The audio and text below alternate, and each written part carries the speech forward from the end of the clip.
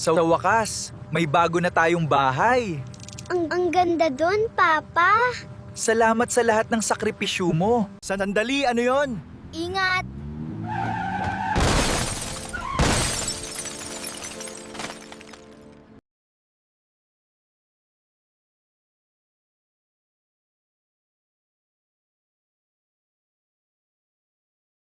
Bilisan! Critical ang pasyente! Kailangan natin silang iligtas. Pamilya ko! Pamilya ko! Pamilya ko! Pamilya ko! Pamilya ko! Hello? Sino to? Ano? Naaksidente sila? Sige, papunta na ako agad. Hindi pwede, kailangan nila ako. Kumapit siya mo ako. Kumapit kayo, darating ako. Please, sana ligtas pa sila. Critical ang kondisyon ng bata. Kailangan natin siyang bantayan ng mabuti. Lumaban ka, iho. Kailangan mong maging matatag dahil kasama mo kami sa bawat pagsubok na ito ngayon. Why did the hospital bring in a ladder? Nasuan sila? Nasuan sila? Kailangan ko silang makita agad dahil nag-aalala na ako ng sobra sa kalagayan nila ngayon dito sa loob ng ospital na ito. Prince, I understand this is difficult news to hear. Sir, critical po ang bata. Gawin niyo ang lahat. Ako na ang bahala sa gastos. Gagawin ko ang lahat para mailigtas siya sa sitwasyong ito. Magpagaling kayo. Salamat po, sobra. Huwag kayong mag-alala sa bayarin. Sagutin ko na ang lahat. Magpagaling lang kayo, yun ang mahalaga at dapat ninyong pagtuunan ng pansin sa mga oras na ito. Hehehe, paborito nila ito. Konting dagdag lang.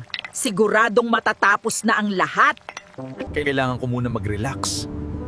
Kahit papaano, gumaan na. Malapit na ako sa bahay. Pa, andito na ako. Salamat at nakauwi ka na, anak. Magandang gabi po mga sir. Ihahanda ko na po ang hapunan ninyo. Sandali lang po at ihahain ko na ang inyong pagkain na nakahanda na sa kusina. Hehehe, eto na. Hindi nila alam. Katapusan na nila. Enjoy your meal, mga sir. Hehehe, tikman nyo na. Matagal ko itong inihanda. Siguradong magugustuhan ninyo ang bawat subo. Huwag kayong mahihiya. Kain lang kayo ng marami dahil special ito para sa Pa, buti na lang ligtas na ang bata. Mabuti naman anak, nakagaan yan. Mag-ingat ka palagi. Mga sir, magandang gabi po sa inyong lahat. Inaanunsyo ko lamang na handa na ang hapunan. Mga sir, nakahain na po ang hapunan. Apaman. Handa na ang hapunan! A few moments later. Brownie, wag malikot. Bakit ka nandito? Brownie, dahan-dahan lang. Hindi tayo dapat nagmamadali habang bumababa dito sa hagdan. Baka tayo ay madulas sa dami ng kailangan nating gawin ngayong araw. A few moments later. Aso! Tahol! Arf! Arf! Diyos ko, ang plano. Aso! Arf! Arf! Kalabog! Lagas! Mga anak, mas payapa pa dito. Matagal na rin tayong hindi ganito nagkasama ng ganito.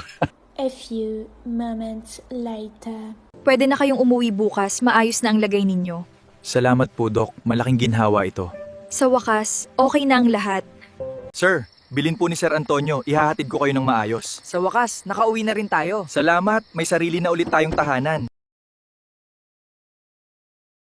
Hindi na tuloy ang plano ko. Pero hindi pa ito tapos. Kailangan ko ng tulong para masiguro na magtatagumpay ang lahat ng aking mga lihim na layunin sa hinaharap. Hello, tita. Anong kailangan mo? May plano tayo. Magpapayaman sa atin.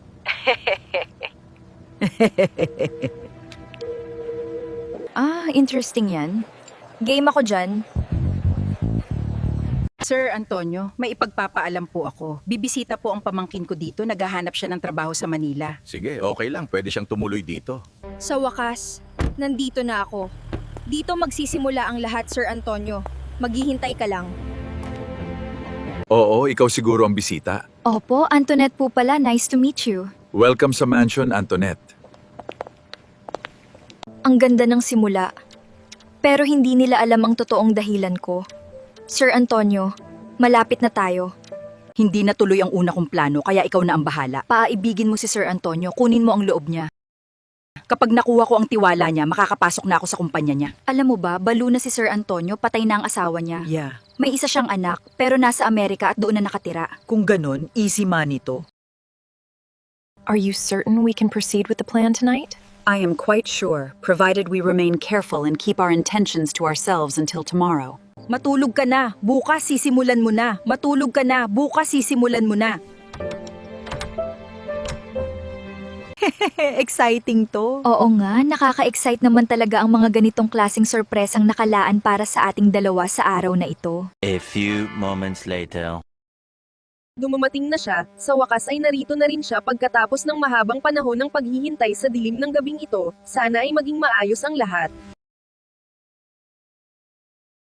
Kailangan mapansin niya ako ngayong gabi. Finally, I am home at last.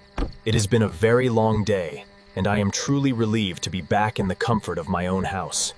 A few moments later. Magagandang gabi po, sir. Magandang gabi rin sa iyo, Iha. Huwag ka nang magpuyat at kailangan mo pa magpahinga ng maayos para sa susunod na araw. Kukuha lang ako ng tubig. Kunwari, ito ay sapat na dahilan para makita ko kung ano ang nangyayari sa dilim ngayong gabi sa loob ng bahay na ito. Ang panlilin lang ay kadalasang nagsisimula sa simpleng pagkukunwari, ngunit habang tumatagal, mas lalo nitong sinusubok ang puso at konsen ng... Bakit parang iba ang pakiramdam ko? Yung tingin niya, kakaiba. Magagandang gabi po, sir. Magandang gabi rin sa iyo, Iha. Huwag ka nang magpuyat at kailangan mo pa magpahinga ng maayos para sa susunod na araw. At yung kape, parang may effort. Anong iniisip ko? Trabaho muna. Kailangan ko mag-focus sa kalsada at sa mga dapat kong gawin ngayong araw na ito.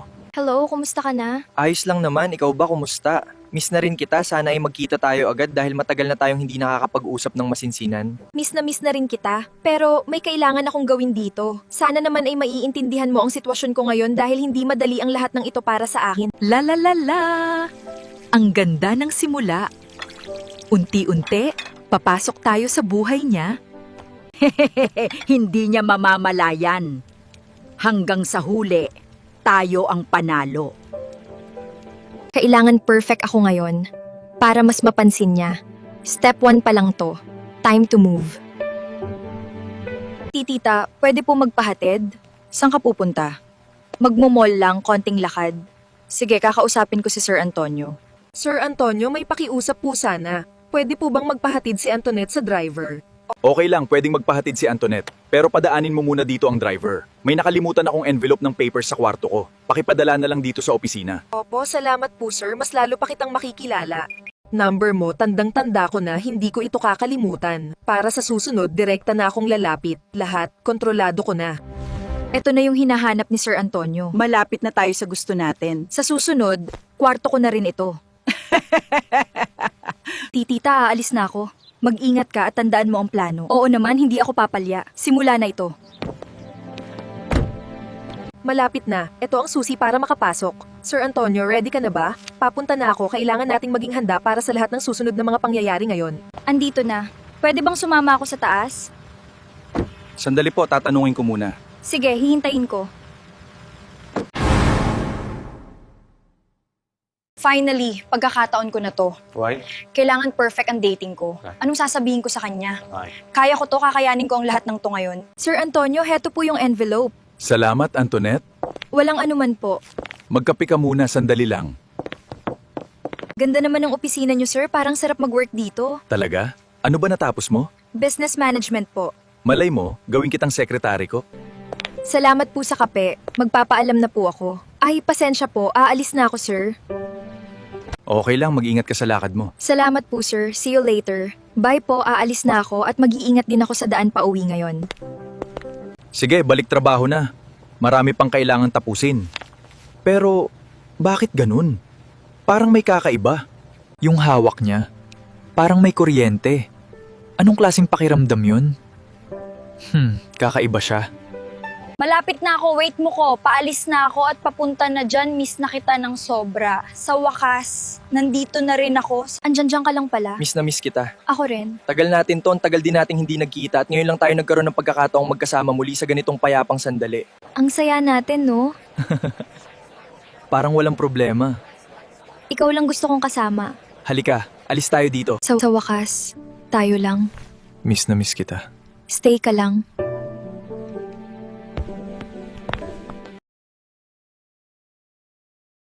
Tita, nasaan ka na? Nasaan ka na?